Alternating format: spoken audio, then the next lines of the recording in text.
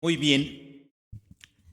Hace 504 años, un día 31 de octubre, o sea, una fecha exactamente como la de hoy, un monje alemán llamado Martín Lutero clavó en la puerta de la iglesia de Wittenberg 95 tesis. Con estas 95 tesis quería abrir el debate sobre el tema de las indulgencias. Cuando él hizo esto, de ninguna manera estaba en su mente una actitud de rebeldía o una actitud revolucionaria ni subversiva. Poner en las puertas de las iglesias, de las catedrales, tesis, era la forma en la cual se utilizaba para comunicarse todos los hallazgos, las evidencias de nuevos escritos, de nuevas verdades encontradas en la escritura. Era como el Twitter o el Facebook de aquellos tiempos, lo que utilizó Martín Lutero. Evidentemente no fue bien recibido lo que él hizo. Con esta acción, él ni siquiera se dio cuenta, pero él estaba iniciando el movimiento más importante en los últimos 500 años en el ámbito social, que fue la Reforma Protestante. El tema de estas tesis trataba del tema más fundamental, no solo de aquellos tiempos, sino también de los tiempos de hoy, que es qué es lo correcto en cuanto a la salvación, en cuanto al perdón de los pecados, cómo yo como una persona, como un ser humano pecador, puedo estar a cuentas y en paz con Dios. Eso era la base de lo que Martín Lutero estaba expresando. Ahora, como yo les dije hace rato en la cápsula de la Reforma, estas tesis que Martín Lutero puso ahí, estas 95 tesis, en todos esos escritos encontramos solamente mencionados 3 de las 5 tesis que hace rato vimos, o las 5 solas. Los cristianos no tenemos que ser personas que participemos de la idolatría, como también hace rato se nos dijo en la lectura del libro de los reyes, ¿verdad? Segundo libro de los reyes. A veces nosotros hacemos ídolos de muchas personas. A los cristianos se nos acusa de que nuestro ídolo o de nuestro superhéroe es Martín Lutero o bien algún otro de los reformadores. Y yo creo que eso es algo de las cosas que están muy lejos de ser la verdad. Pero no solamente nosotros no tenemos que hacer idolatría, ¿verdad? Con algunos de estos hombres que fueron utilizados por Dios en algún momento de la historia para hacer que la iglesia cristiana regresara al camino por el cual había iniciado. Tampoco debemos de tratar, cuando hablamos de este tema, de atacar a la iglesia católica. O sea, esa no es nuestra función. Nuestra función es simplemente proclamar las verdades contenidas en la escritura. La iglesia tiene una función muy importante en todo el mundo. La iglesia cristiana, evangélica, protestante, tenemos una función muy importante en todo el mundo. Vayan conmigo, por favor, a la primera carta de Pablo a Timoteo, en el capítulo número 1. Primera carta de Pablo a Timoteo, capítulo 3, versículo 15. Sí, primera de Timoteo, capítulo 3, verso 15, que dice así. ¿Ya la encontraron? Voy a leer desde el 14 para que tengamos el contexto de lo que Pablo está diciendo. Esto te escribo, hablando, ¿verdad?, de toda esta primera epístola de Timoteo. Esto te escribo, aunque tengo la esperanza de ir pronto a verte, para que si tardo sepas cómo debes conducirte en la casa de Dios, que es la iglesia del Dios viviente, columna y baluarte de la verdad. Piensa nada más. Esta es la gran responsabilidad que tenemos todos los que somos parte de la iglesia verdadera de Cristo. Ser la columna y el baluarte ¿de qué? De la verdad.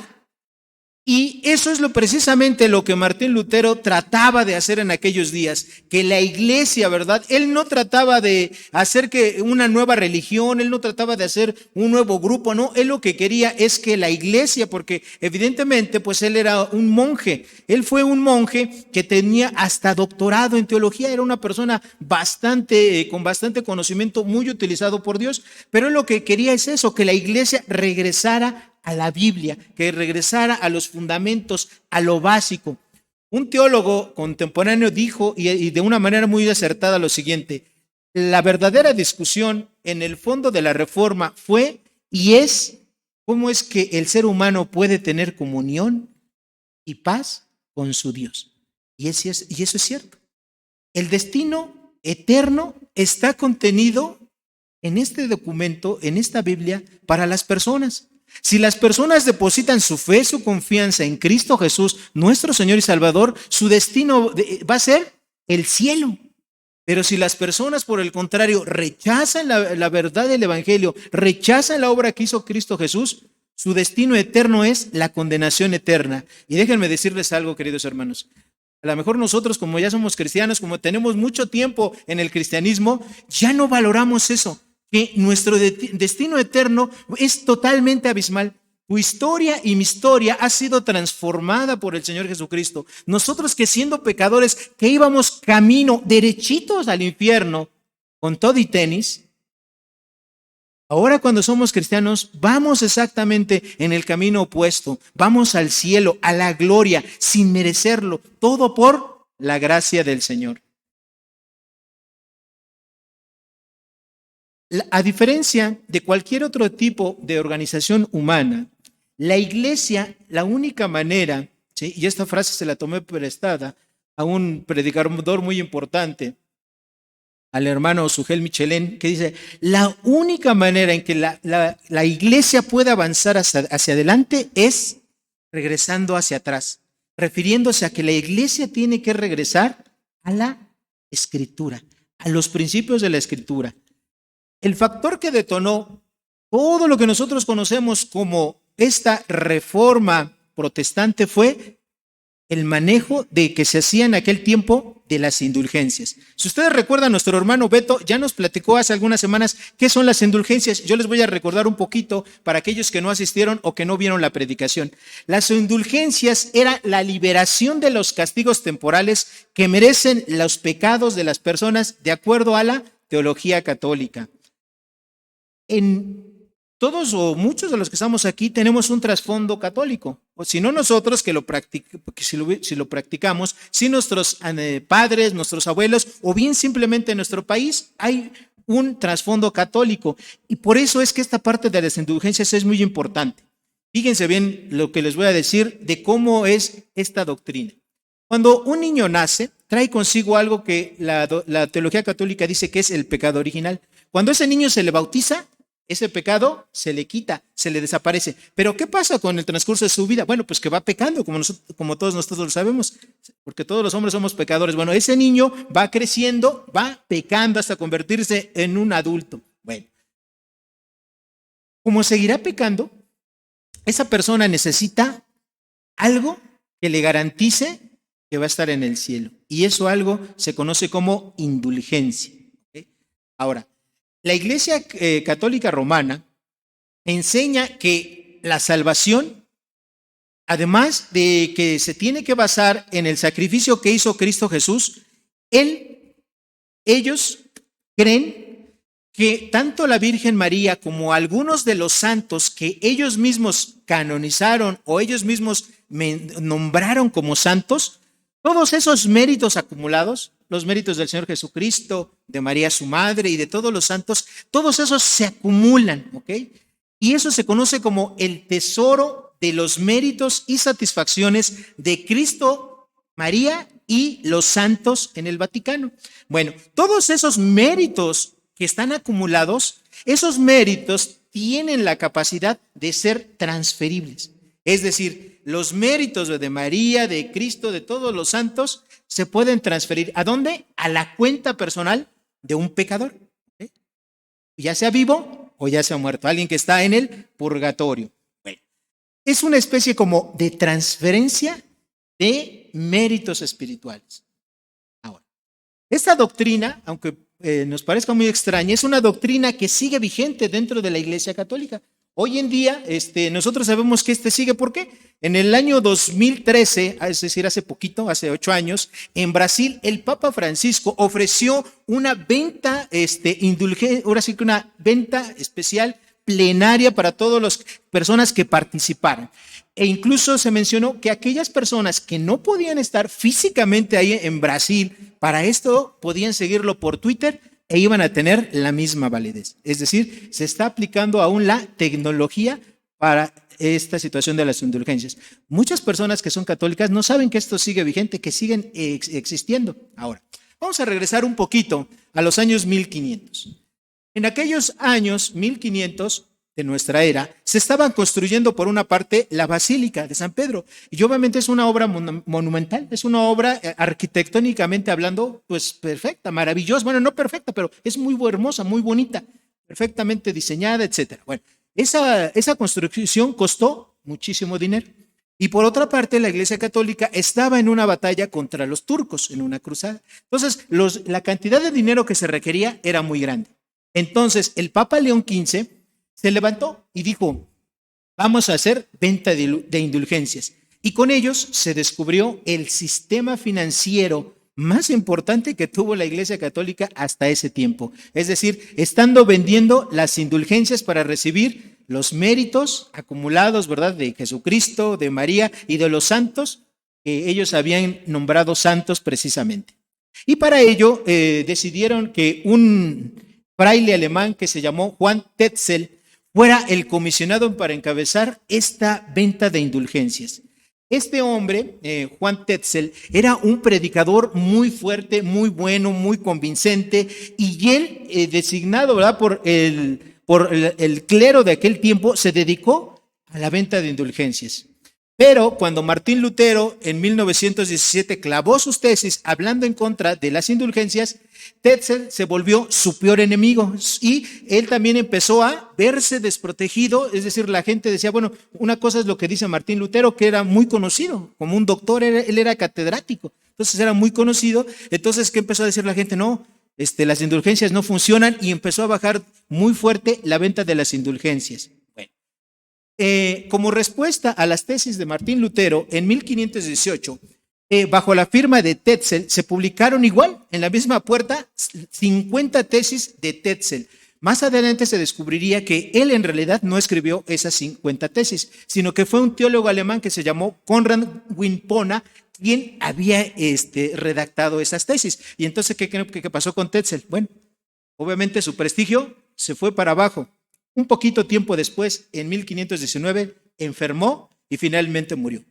Y algo de las cosas que son importantes y que a mí me impacta. Después de haber sido un contrincante fiero de Martín Lutero en las tesis, el hombre que estuvo acompañándolo en sus últimos momentos antes de morir y consolándolo fue Martín Lutero.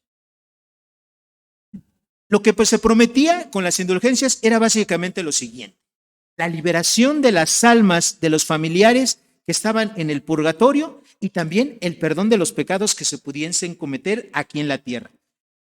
Tetzel decía unas palabras como lo siguiente, con los cuales convencía a la gente. Lo voy a leer porque está entrecomillado, es prácticamente textual, porque es muy importante. Decía este predicador Tetzel: las indulgencias son las dádivas más preciosas y sublimes de Dios. Esta cruz, porque él siempre traía una cruz de madera en todos los lugares donde predicaba, esta cruz tiene tanta eficacia como la cruz de Cristo. Venid oyentes y os daré bulas, es decir, cartas o escritos, con los cuales se perdonarán los pecados que tuviese la intención incluso de cometer a futuro. No hay pecado más grande cualquiera que sea que la indulgencia no pueda perdonar, ni aún el arrepentimiento es necesario. Entonces, con estas palabras, pues obviamente convencía a la gente que necesitaba, ¿verdad?, que sus familiares salieran del purgatorio, o la gente que sabía que había pecado. Imagínense si esto fuera vigente hoy en día para nosotros, pues todos compraríamos, ¿no? ¿Quién no peca? Todos, ¿verdad? Entonces, la cantidad de dinero que entraba a la Iglesia Católica era impresionante. Cuando Tetzel hablaba a las familiares de las personas muertas, les decía, en el instante en el cual suena la moneda en el fondo de la caja, el alma sale del purgatorio. Oh gentes torpes y parecidas a bestias que no comprenden la abundancia de la gracia que se os concede. Estas cajas que usaban, las cajas de Tetzel, eran unas cajas como el doble de un ataúd y se llenaban. Y había en varios lugares estas cajas. Es más, ahorita están en varios museos allá en Europa. Existen estas cajas. Y este hombre, como yo les dije, bueno, finalmente murió, pero fue impresionante lo que él hizo de recaudación de dinero. De una manera irónica, él llegó a decir lo siguiente. En sus predicaciones dijo, yo he salvado más almas en el purgatorio que Jesucristo en su muerte en la cruz. Las indulgencias fue el centro de las 95 tesis de Lutero, pero el asunto fundamental, como yo les dije hace rato, es ¿quién tiene la verdad? ¿Quién tiene lo correcto? ¿El sistema formal que maneja las indulgencias o la escritura, la palabra de Dios? ¿Ok? Recordemos que en la Iglesia Católica, la verdad, la autoridad para la fe, doctrina y práctica está conformado de 4 cosas muy importantes. En primer lugar, ellos también creen que la Biblia tiene autoridad, pero no solamente la Biblia, también la tradición, es decir, todos aquellos conocimientos que se han ido adicionando dentro de la práctica católica, que sean como tradición, eso también tiene autoridad. Lo segundo son los concilios. Lo tercero, los concilios eran las reuniones que se hacían de obispos y arzobispos y papas, etcétera, gente del alto clero, donde establecían doctrinas. Y finalmente, la autoridad papal. Estas 4 cosas es en lo que descansa la verdad en la religión católica. Martín Lutero, los reformadores, los prerreformadores y nosotros gracias a ese trasfondo histórico sabemos que la única autoridad sobre la cual descansa la verdad se llama Biblia, la Escritura, la palabra de Dios. Y algo bien importante, nosotros ahora no nos cuesta nada, por lo menos aquí en México, decir lo que yo les acabo de decir. Pero a muchos hombres les costó su vida por decir lo que yo les estoy diciendo. Ellos fueron muertos, fueron azotados, fueron puestos en una hoguera, fueron quemados. Es más, al mismo Whitefield, él murió y años después fue su cuerpo desenterrado, lo quemaron y lo descuartizaron y lo repartieron sus restos, lo que quedaba de él. Todo eso por un gran odio hacia la verdad, hacia establecer que la Escritura es la única fuente de autoridad para el ser humano. En 1521, Martín Lutero fue llevado con el hombre más poderoso que existía en el mundo en aquellos tiempos, con Carlos V, quien era el emperador del Imperio Sacro Germano Romano, lo más poderoso que había. Es como decir ahora Estados Unidos, lo más poderoso. Y el presidente de Estados Unidos pues equivalía en aquel tiempo a lo que fue Carlos V, el emperador. Y bueno, Martín Lutero pensó que cuando lo iban a presentar delante de él en la dieta de Worms, él iba a tener la oportunidad de defender sus 95 tesis y establecer la verdad escritural. Pero no, ¿qué creen? Que simplemente cuando él estuvo ahí se le hicieron 2 preguntas. ¿Okay? La primera de esas preguntas que se le hizo a Martín Lutero refiriéndose a sus 95 tesis fue, ¿todos esos escritos son de usted? Y él dijo, ¿sí? Y la siguiente pregunta, ¿usted se retracta de esos escritos? Y la respuesta de Martín Lutero fue, necesito pensarlo, necesito tiempo. Y la gente de ahí le dijeron, está bien, le vamos a dar 24 horas. Al día siguiente se presenta otra vez Martín Lutero y le volvieron a hacer la pregunta, Martín Lutero, ¿usted se retracta de lo que escribió en sus 95 tesis? Y él dijo lo siguiente, puedo considerar retractarme de todos mis escritos siempre y cuando se me compruebe con la Biblia los lugares en los cuales yo estoy equivocado. La respuesta que se le dio tajantemente fue, no estamos aquí para disputar ni discutir ni nada por el estilo. estamos aquí para saber si usted se retracta o no. Entonces Martín Lutero dijo una frase bien hermosa, y esta frase está escrita en muchos libros, en muchos documentos, en museos y en todo. Fíjese bien lo que dijo Martín Lutero. Si no me convencen mediante el testimonio de las Escrituras o por medio del razonamiento evidente, puesto que no creo en el Papa ni en los concilios, porque consta que han errado frecuentemente y se han contradecido a sí mismos, quedo sujeto a los pasajes de las Escrituras alucidos y atados por mi conciencia, y no puedo ni quiero retractarme de nada, porque no es prudente ni recto obrar en contra de la conciencia. Y él terminó diciendo, que Dios me ayude. Y después de que él dijo estas palabras, la sentencia fue lo que dijo Carlos V. Él decretó, cualquier hombre, ¿sí?, que mate a Martín Lutero no va a ser culpable de ello. En otras palabras, fue su sentencia de muerte. Mis queridos hermanos, créanme que ustedes no me ven, pero yo estoy chinito cuando leo estas palabras. De pensar el calibre de un hombre que creía en la Escritura. De pensar que las palabras que él dijo han trascendido por lo menos 5 siglos. Y en estos siglos, esas palabras siguen presentes en la mente de todos y cada una de las personas que somos herederos de esa gran tradición, de conocer estas palabras. No obstante, Lutero fue ayudado en gran manera por Dios, y a Lutero Dios le proveyó a un rey que se llamó Federico el Sabio. Este rey era el rey de Sajonia y lo protegió, y Lutero nunca cayó muerto en las manos de cualquier persona. Ahora, estas palabras que Lutero declaró, que la palabra de Dios estaba por encima de todo y que encima de cualquier autoridad humana, es lo que significa lo que vamos a estudiar el día de hoy, sola escritura. Sola escritura quiere decir eso exactamente, que solamente la Biblia tiene la autoridad sobre la vida de los seres humanos en todo asunto de fe, doctrina y práctica. Yo les quiero decir lo siguiente, mis queridos hermanos, no vamos a desechar la opinión, los comentarios de pastores, de teólogos, de hombres sabios, de hombres dotados por Dios para escudriñar su palabra y enseñárnosla.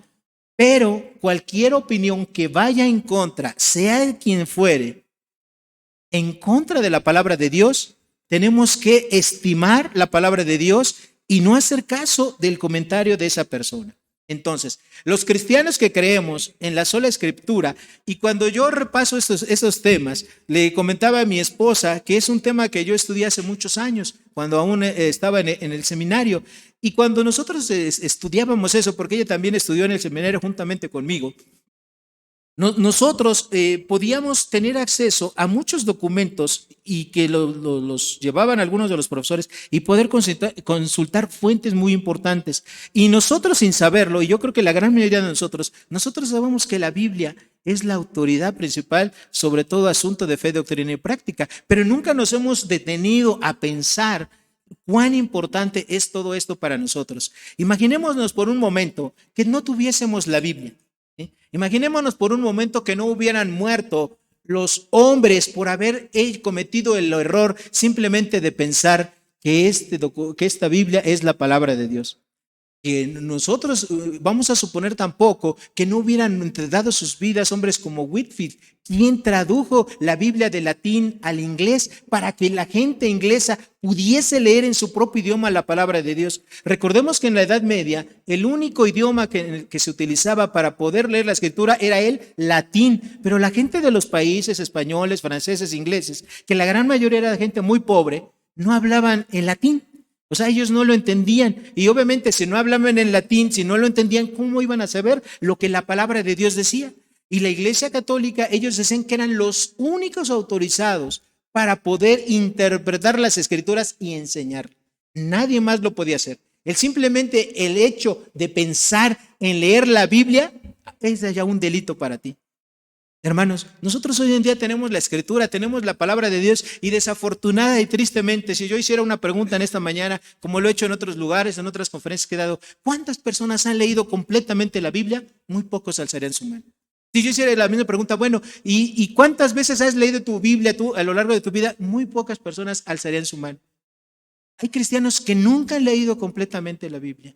Este libro, hermanos, además de la sangre del Señor Jesucristo, que es lo más importante, también contiene la sangre de todos los hombres y mujeres que han muerto, para que usted y para que yo podamos tenerlo en nuestras manos y podamos conocer de primera fuente al Dios vivo y verdadero. Tenemos que amar y estimar este libro como lo que es la palabra inspirada del Señor.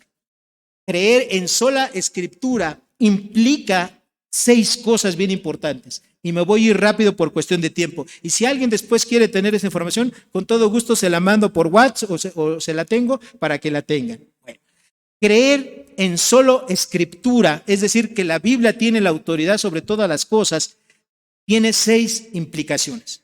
¿Okay? Es como, por ejemplo, cuando tú adquieres algo, tú sabes que cuando adquieres ese bien, por ejemplo, una computadora, ¿no? Si tú adquieres una computadora, bueno, pues tú necesitas, ¿qué dices? Que bueno, que ya tengo la computadora, pero ¿en qué implica tener una computadora? A lo mejor implica que tengas un regulador, ¿verdad? Para que no se vaya a sufrir un averío con una descarga. Necesitas que vas a tener que cargarle ciertos programas, ¿verdad? No solamente es tener la linda computadora nueva de la última generación, sino todo lo que implica. Bueno, creer que la escritura de Dios es la autoridad sobre todo implica 6 cosas. Lo primero que implica es creer que la Biblia es la palabra inspirada por Dios. Segunda de Timoteo capítulo 3, versículo 16. ¿Ok? ¿Qué dice segunda de Timoteo capítulo 3, versículo 16? Es un versículo que todos los cristianos no sabemos. Toda la escritura es inspirada por Dios y útil para enseñar, para instruir. Y el versículo 17, a fin de que hombre sea que perfecto, es decir, maduro, enteramente preparado para toda buena obra. Para eso te capacita la palabra, pero lo importante aquí, mis hermanos, además de la capacitación, es que la palabra de Dios ha sido inspirada por Él. Inspirado quiere decir exhalado de la boca de Dios, que Dios dirigió a los santos hombres que fueron depositarios de su palabra, de cada artículo. ¿Ok? Todo eso no lo produjo ningún ser humano, ninguno de los autores bíblicos, fue la inspiración del Espíritu Santo. ¿Ok? Si tú quieres que te hable Dios, necesitas leer la Biblia. Como dice la Escritura, ¿verdad? Dios habiendo hablado en el pasado, ¿verdad? De muchas formas, con visiones, con profecías, ahora nos habla por medio de su Hijo Jesucristo. Y ahora tenemos la palabra de Dios más certera, más confiable, más precisa. Aquí está la palabra de Dios. Si tú quieres que te hable Dios, ¿qué tienes que hacer? Leer la Biblia. Es lo que necesitas hacer, leer la Biblia. ¿Quieres que Dios te hable? Sí. Un pastor dijo, ¿usted quiere escuchar la voz audible de Dios? La gente le dijo, sí. ¿Él qué dijo? Lee tu Biblia en voz alta. Esa es la voz audible de Dios. Aquí está contenido. Dios no te va a decir, no te va a dar sueños, no te va a dar nuevas revelaciones, no va a venir un ángel, ¿verdad? Como dicen los falsos profetas, que va a venir un ángel del cielo y te va a dar nueva revelación de parte de Dios. No. Mi querido hermano, mi querida hermana, la palabra de Dios está completa. Con Apocalipsis se cerró el último libro de la Escritura, lo último que Dios quería que nosotros supiéramos. Entonces, a una persona que cree en el principio bíblico de sola Escritura, además de creer que es inspirada por Dios, también tiene que saber que la Escritura es inerrante. ¿Qué quiere decir que es inerrante? La Biblia no contiene errores y es infalible. Dios no se equivoca, es totalmente veraz. Dios honrará su palabra cumpliendo cada cosa prometida, cada profecía, cada juicio, cada advertencia y cada promesa de bendición va a ser cumplida total y cabalmente por nuestro Dios. Como dijo Martín Lutero, ¿verdad? Los concilios se han equivocado, los papas se han equivocado, pero la palabra de Dios no se equivoca. Yo les comenté en alguna predicación hace algún tiempo, en el papado de Juan Pablo II, pues él decía que el infierno no existía. Entonces, pues durante todo ese papado, a todo dar, ¿verdad? ¿Por qué? Pues porque no había infierno para los que creen o pertenecen en esa religión. Pero en el siguiente papado, en el Benedicto, ¿qué dijo Benedicto? No, el infierno sí existe, ¿verdad? Y pues ahora sí el infierno existe. Entonces, lo mismo que decía Lutero es lo que decimos ahora, ¿verdad? ¿Sí? Los hombres se pueden equivocar, no importa cuál sea su rango, no importa cuál sea el cargo eclesiástico que ellos puedan desempeñar. Incluso los pastores, los obispos, los ancianos de las iglesias se pueden equivocar, pero la palabra de Dios no contiene errores. ¿Okay? Vayan conmigo a un salmo maravilloso, y alguna vez prediqué de este pasaje aquí. Yo sé que es mucho pedir que lo recordemos, pero quiero recordarles en el Salmo 19 de los versículos 7 al 10 algo que pasamos muchas veces por alto. Salmos 19, versículos 7 al 10. ¿Ya llegaron ahí? Salmos 19, versículos 7 al 10. Dice así Dios en su palabra: la ley de Jehová es perfecta, que convierte el alma. El testimonio de Jehová es fiel, que hace sabio al sencillo. Los mandamientos de Jehová son rectos, que alegran el corazón. El precepto de Jehová es puro, que alumbra los ojos. El temor de Jehová es limpio, que permanece para siempre. Los juicios de Jehová son verdad, todos rectos. Deseables son más que el oro, y más que mucho oro afinado, y dulces más que la miel y la que destila del panal. Hermanos, lo que usted y yo tenemos aquí en nuestras manos es la palabra de Dios. Tenemos que amar la palabra de Dios, tenemos que conocerla, leerla, respetarla, obedecerla. No es la palabra de ningún hombre, no es la palabra de ningún presidente, de un político, de un rey terrenal, la palabra de nadie, es la palabra de Dios. Tú y yo podemos descansar en que la palabra de Dios no tiene errores. En la Escritura no hay un solo error en el nombre de alguna persona, en una fecha, en un evento, en un acontecimiento, absolutamente nada, en un dato científico, en lo que tú quieras. Absolutamente en nada. Entonces, un cristiano que cree en el principio de sola Escritura, además de que cree que la Biblia es inspirada por Dios, que es inerrante, también tiene que creer que la Biblia es la autoridad suprema. Lutero decía que levantar su opinión por encima de la palabra de Dios era levantarse contra Dios mismo. Y eso era lo que ocurría en la Iglesia Católica en la Edad Media. Pero no solamente ocurría en la Iglesia Católica en la Edad Media, también hoy en día ocurre, y tristemente también ocurre en medio de iglesias cristianas evangélicas protestantes. Hay ocasiones en donde la gente no tiene el conocimiento necesario, suficiente, y piensan que por estar siguiendo lo que se hace en una iglesia, eso es lo correcto. Y a veces eso es lo bíblicamente incorrecto. Les voy a poner un ejemplo. Un pastor me decía, allá en los Estados Unidos, que en su iglesia tenían un procedimiento para nombrar a los nuevos pastores. Y él decía, bueno, ¿y cuál es ese procedimiento? Y este pastor me decía, bueno, lo primero que tiene que hacer es que tiene que ser una persona salvo, es decir, un cristiano, no un nuevo convertido. Le dije, pues vas muy bien, eso es lo que dice la Escritura. Bueno, también tiene que ser hombre, no aceptamos mujeres. Muy bien, eso es lo que dice la Escritura. Y después dijo, bueno, tiene que cumplir los requisitos de Primera de Timoteo, capítulo 3, que todos ustedes saben, ¿no? El que anhela obispado, buena obra desea. Pero es necesario que el obispo sea irreprensible. Y empieza a dar todas 20 cualidades diferentes, y esas 20 cualidades, bueno, hay que juntarlas con Tito, ¿ok? Juntamos, entre todas nos dan 20 cualidades. Bueno, ellos tenían eso y decían, caray, qué bueno. Pero de repente empezó a decir algo más. Dijo, bueno, además de esas características, alguien que sea pastor en nuestra iglesia tiene que ser una persona, varón, mayor de 45 años. Tiene que tener por lo menos 2 o 3 hijos. Tiene que por lo menos haber estado casado unos 5 o 10 años, por lo menos. Y yo le dije, bueno, el problema con eso está muy bien, pero pues, en tu estándar, ni el Señor Jesucristo hubiera sido pastor de tu iglesia. El apóstol Pablo no hubiera sido pastor de tu iglesia, porque esas cosas son adicionales a lo que dice la Escritura.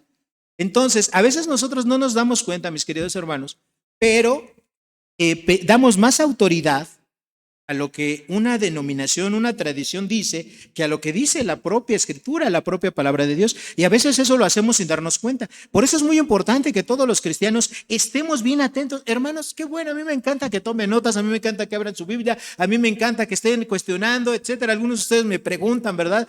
Me mandan mensajes entre semana y me dicen, oiga, ¿qué quieres decir con esto, con aquello, el otro? A mí me encanta eso. ¿Por qué? Porque son personas que tienen un discernimiento, que están pensando, que no, yo espero que no se quede nada más con lo que uno aquí les dice, porque uno se puede equivocar, hermano. de una manera voluntaria o involuntaria nos podemos equivocar, podemos cometer un error. Pero todos ustedes como iglesia tienen la responsabilidad de hacernos notar cuando tenemos un error en la Escritura. Nosotros no somos infalibles, la palabra del Señor sí lo es. Y no importa quién sea. Martín Lutero tuvo errores. Y grandes, si ahorita nosotros los vemos a la vista de la palabra de Dios. Por ejemplo, Martín Lutero pensaba que el bautismo de infantes estaba bien, que no había problema. Y nosotros sabemos que eso no es así. Y hubo muchas discusiones entre los reformadores, porque algunos tenían una posición bíblicamente correcta y una posición bíblicamente incorrecta. Estaban de acuerdo en la base, en lo que estamos viendo, pero algunos tenían diferencias doctrinales y obviamente el tiempo y sobre todo la Biblia les dio la razón a aquellos que tenían la razón. ¿Okay? Entonces, si algún pastor, conferencista, predicador enseña o dice cosas contrarias a la Biblia, es el deber de la iglesia hablar con ese pastor y con todo amor, cariño y respeto hacérselo saber. No importa que sea famoso, reconocido, no importa que haya ido a muchos seminarios, a muchos institutos, eso no importa. Recordemos algo muy importante. No podemos enseñar un evangelio diferente. ¿Se acuerdan de Gálatas capítulo 1, versículos 6 al 9? Ya lo estudiamos todo, nos aventamos unos meses estudiando Gálatas. Cualquiera que venga y os predique un evangelio diferente, el tal sea ¿qué? Anatema, ¿verdad? Maldito. O sea, nadie puede predicar algo contrario a lo que es el evangelio. Si un día de la vida su servidor se deschavetara, ¿verdad? Y un día le viniera a enseñar, hermanos, ¿qué creen? Fíjense que me he equivocado. Que todos estos años había pensado que la salvación es únicamente por la gracia, por medio de la fe, pero eso es un error. Ahora he descubierto que además de eso, ustedes tienen que hacer buenas obras. Y la primera buena obra que necesitan hacer es portarse bien y les doy unas cosas. Hermanos, pues ustedes con todo el amor del mundo y el respeto me dirán, oiga, hermano pastor, pues ¿a dónde fue ayer, no? ¿Qué está haciendo? ¿A quién está leyendo, no? Porque evidentemente pues eso no es así. La salvación es única y exclusivamente por la gracia de Dios, por medio de la fe depositada ¿en quién? En el único ser que murió por ti, que es Cristo Jesús. Y así para cualquier doctrina, hermanos. Entonces, hermanos, la responsabilidad de enseñar no solamente es de la persona que está acá al frente, no, la responsabilidad de enseñar y de aprender es de todos. Todos necesitamos aprender, todos necesitamos capacitarnos para estar preparados, enteramente preparados para toda buena obra. No le creamos. De veras, hermanos, yo así les digo, no me crean. Vayan a la palabra de Dios, verifiquen lo que yo o lo que cualquier otra persona les enseña. Eso es importante, fundamental. A veces las personas le creemos más a la gente que a la Escritura. Y le creemos más a la gente porque no conocemos la Escritura. Y se hace un círculo vicioso. Hermanos, tenemos que leer la Escritura. Seamos como los cristianos deberían. ¿Se acuerdan? Allá el libro de los Hechos. Los cristianos deberían los más nobles. ¿Por qué? Porque ellos verificaban que lo que les estuvieran enseñando a los apóstoles y esas cosas eran como ellos les decían. Sí tenemos que ser todos nosotros. Cristianos deberían ir a las Escrituras. Ok, bueno, entonces además de que un cristiano que cree en el principio de sola Escritura tiene que saber creer que Dios inspiró toda la Biblia, que la Biblia es inerrante, que la Biblia es la autoridad final y suprema en su vida. Las personas también tenemos que entender y estar de acuerdo en que la Biblia es clara de una manera intrínseca. ¿Qué quiere decir esto? Bueno, la Biblia, cualquier persona se la puede leer, siempre y cuando esté en su idioma, ¿correcto? Y cualquier persona la puede entender. Si la persona es un verdadero cristiano, que primeramente le enseña y lo guía es el Espíritu Santo. Si no estuviéramos en una población y en esa población no hay maestros de la Biblia, no hay pastores, no hay discípulos, no hay diáconos, no hay nadie, ¿quién te iba a enseñar? ¿Quién le iba a enseñar a esa persona? El Espíritu Santo.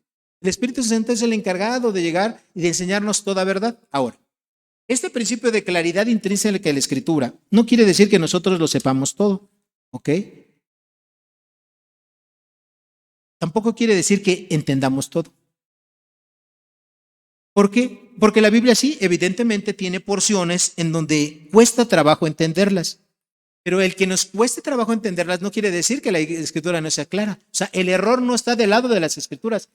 El error o la imprecisión para comprenderlo está de nuestro lado. Necesitamos leer más. Necesitamos prepararnos más para poder entender la claridad de las escrituras. Ya leímos el Salmo 19, el versículo 8, ¿okay? Acerca de la palabra. Vayan conmigo, por favor, ahora al Salmo 119, 30. Salmos 119, 30.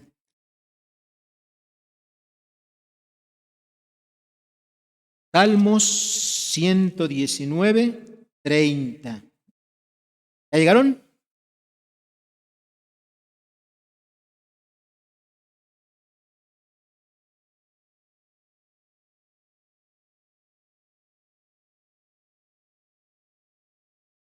¿Ya llegaron ahí? Dice así, Salmos 119, verso 30. Escogí el camino de la verdad, es decir, la palabra. He puesto tus juicios delante de mí. Me he apegado a tus testimonios. Oh Jehová, no me avergüences. Por el camino de tus mandamientos correré cuando ensanches mi corazón. Hermanos, la palabra de Dios nos va a hacer sabios. O sea, Él hace sabio al sencillo. A las personas más sencillas, más simples, Dios nos enseña a través de su palabra. ¿Okay? Acuérdense que lo vil y lo menospreciado de este mundo escogió Dios para avergonzar a los sabios de este mundo. Eso dice allá Primera de Corintios, ¿no? Y lo vil y lo menospreciado de este mundo, ¿quién creen que era? Nosotros. Nosotros somos lo vil y lo menospreciado de este mundo. No hay ningún ser humano que pueda hacer algo alto, algo que se compare a nuestro Creador. Creer también en este principio de sola escritura, además de creer que Dios inspiró toda la Biblia, de que es inerrante, de que es la máxima autoridad sobre la conciencia de las personas y que tiene la claridad intrínseca, también necesita saber que la palabra de Dios es suficiente. Hechos 20, 27. Hechos capítulo 20, versículos 27, que es un pasaje ya muy conocido por todos ustedes, pero es un pasaje precioso. ¿Ok? Hechos capítulo 20, versículo 27. Si les hago un tantito contexto para que lo recuerden. El apóstol Pablo estaba a punto de partir para Jerusalén y convoca a todos los ancianos de las iglesias de Éfeso para decirles que se iba a ir y no sabía si él iba a regresar. ¿Okay? Pero Pablo les dice en esta despedida unas palabras muy bonitas y muy hermosas. Dice Pablo, porque no he rehuido a anunciaros todo el consejo de Dios. Fíjense, todo el consejo de Dios, o sea, todo lo que Pablo les pudo haber enseñado en el tiempo que estuvo con ellos, todo se los dio, como dijéramos por ahí, ¿verdad? No se quedó el apóstol Pablo con nada, todo se los dio. Y eso es lo que tiene que hacer cualquier persona que dé estudios, cualquier persona que dé discipulados, cualquier persona que enseñe. Hermanos, lo que nosotros conocemos, tenemos que ponerlo a disposición, a la orden de todos los hermanos. No nos tenemos que guardar nada. Lo que para ti puede ser trivial y ya lo sabes y ya lo conoces, puede ser una perla para la vida de otra persona.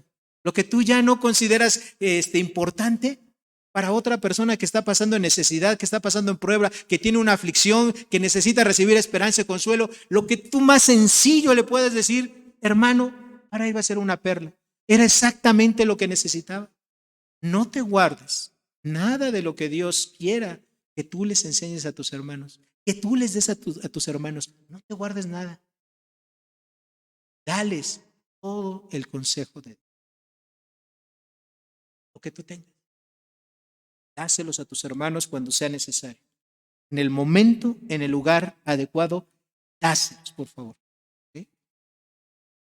La palabra de Dios, la escritura es suficiente para cumplir todos los propósitos que Dios quiso dar a conocer a sus hijos. La Biblia es suficiente para cualquier tema de fe, doctrina y práctica, siempre que se cumplan los propósitos que Dios ha establecido en ciertas áreas. ¿Okay? Y esto es algo bien importante. La suficiencia de las escrituras es suficiente en los temas, en las áreas que Dios, en su infinita sabiduría, decidió que son los que el hombre tiene que saber. ¿Okay?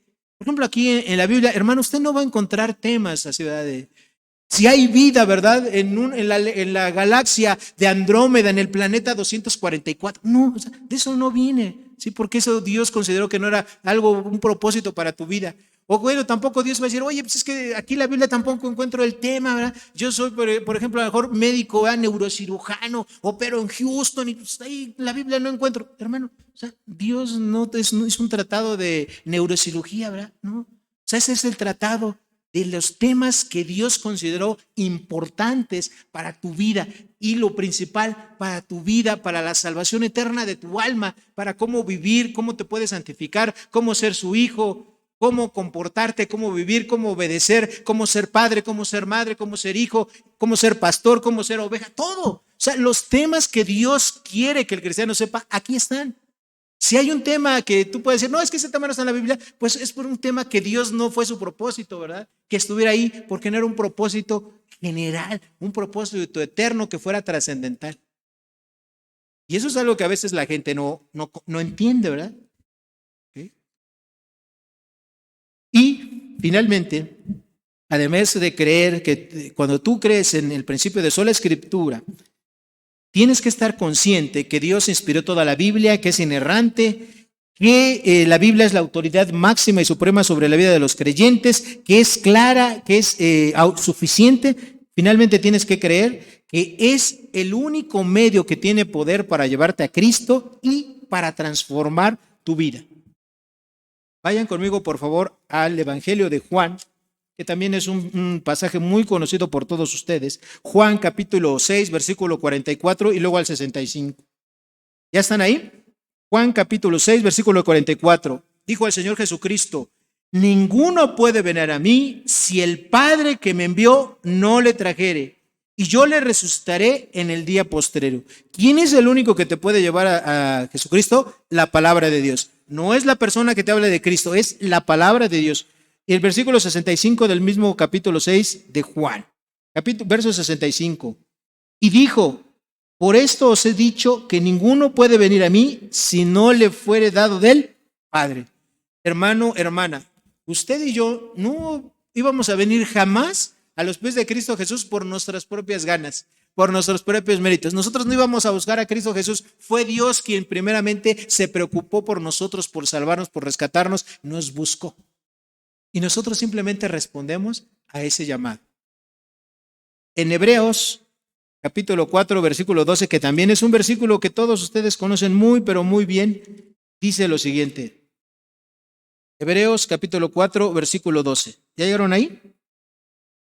Porque toda la palabra de Dios es viva y eficaz y más cortante que toda espada de dos filos y penetra hasta partir el alma y el espíritu, las coyunturas y los tuétanos, y discierne los pensamientos y las intenciones del corazón. Hermano, hermana, lo único que puede transformar tu vida es la palabra del Señor. Es la única que te puede atraer a Dios, a Cristo Jesús, a la salvación, y es la única que te va a transformar.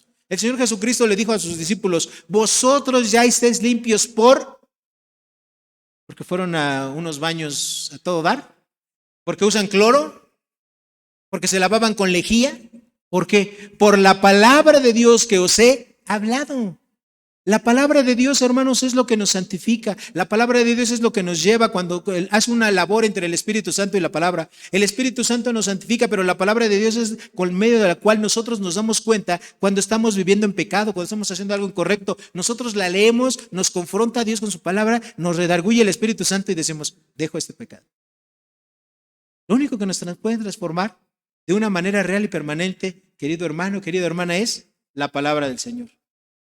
Sí, en la antigüedad, y con esto quiero terminar porque ya es un poco tarde, en la antigüedad a los cristianos se nos conocía, o se les conocía a los que vivían en aquel tiempo, como los hombres del libro. El libro que traían para todos lados era la Escritura. Hoy en día eso casi no se usa. Hoy en día yo creo que nos conocerán como el hombre del celular, ¿no? Todo el mundo trae un celular, hay gente que trae 2 o 3, pero no traen Biblia, o a veces la traen ahí adentro, ¿ah? Pero esa era una característica antes de los cristianos, que llevaban su Biblia a todos lados, no se avergonzaban de portarla. La leían, la enseñaban, la meditaban en las casas, en el campo, en todos lados. Y hoy en día la gente no hace eso. Hermanos, Mucha gente murió, miles y miles de cristianos murieron para que usted y yo tuviésemos la palabra de Dios inspirada en sus manos, en su idioma.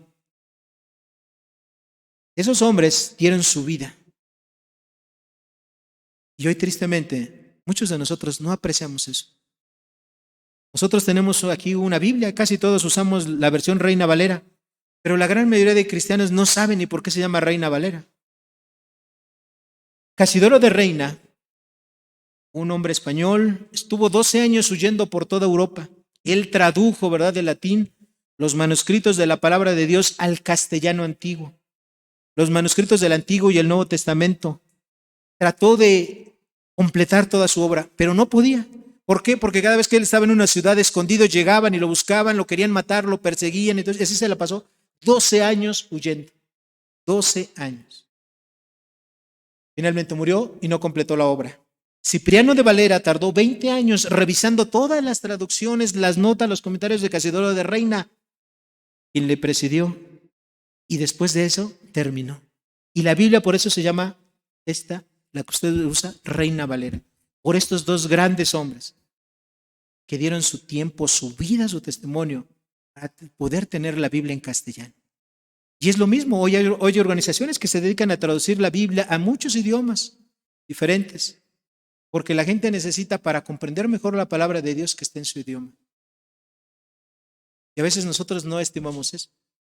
Nosotros tenemos la Biblia en nuestro idioma, la podemos leer, la podemos entender, podemos saber lo que Dios nos dijo, pero no la leemos. Preferimos la tele, internet, la película, el deporte, la ficción, un videojuego, qué sé yo. Ahí estar chateando, ¿verdad?, comentando cosas, lo cual no es malo, ni estoy en contra de eso, ni mucho menos. Pero así como hacemos esas cosas, también deberíamos de tomarnos el tiempo para leer la Escritura, la santa palabra de Dios. Si Dios dio su vida por nosotros y esa manifestación fue tan grande y tan importante que muchos hombres antes de nosotros dieran su vida, nosotros tenemos que estimar ese legado. Y hoy precisamente, este día, el 31 de octubre, es el día de la Biblia, ¿verdad? Es el día de la Reforma. Es el día en el cual nosotros debiésemos estar contentos que gracias al amor, a la misericordia de Dios, a la provisión de los grandes hombres del pasado, hermanos en la fe, hoy usted y yo podemos decir, sé lo que Dios dice en su palabra. Oremos. Gracias, Padre, por todo lo que tú has hecho, Señor. Gracias porque tú levantaste a estos grandes hombres, Señor, a estos hermanos, a estos paladines, Señor, de tu palabra. Gracias por la vida, por todo lo que tú permitiste que hicieran. Ellos, Señor, pues son los que nos han antecedido. Pero también sé, Padre, que además de reconocerles, sé que el único libro que no se ha acabado de escribir es el libro de los Hechos. Nosotros somos tu iglesia. Nosotros estamos escribiendo la historia de tu iglesia. ¿Qué se va a escribir de nosotros? ¿Qué se va a decir de nosotros? Eso es algo que solamente nos corresponde decidir a todos y cada uno de nosotros. Gracias por tu palabra, gracias por lo que tú enseñas y llévanos a adorarte, a servirte y a considerar, Señor, la sola Escritura como lo que es la única autoridad para nuestra vida en todo asunto de fe, de doctrina y de práctica. En el nombre de Cristo Jesús, nuestro Señor y Salvador, te damos las gracias por tu bendita palabra. Amén y amén. Hermanos, que Dios les bendiga.